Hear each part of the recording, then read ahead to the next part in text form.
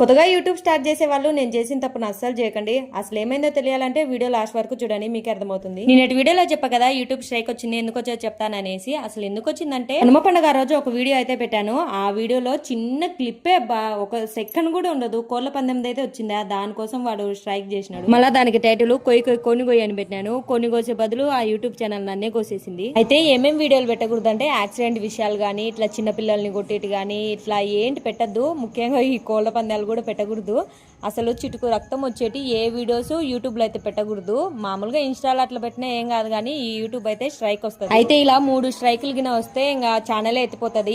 ఎలా అయినా చెయ్యి, ఇంకొక ఫోన్ నుంచి అయినా చెయ్యి, కానీ ఛానల్ అయితే తీసేస్తానే ఉంటారంట. అయితే ఇది నాది ఫస్ట్ మిస్టేక్ కాబట్టి ఒక వారం రోజులు స్ట్రైక్ చేసినారు. ఇంకా నిన్నటి నుంచి అయితే వీడియోస్ పోతాయి. అయినా అందరూ బాయిలో పోయి పన్నాక చెప్తారు, అరే రే ఆ పక్క బాయి ఉంది, అట్లెందుకు పోయినా ఇట్లా పోవచ్చు కదా అనేసి.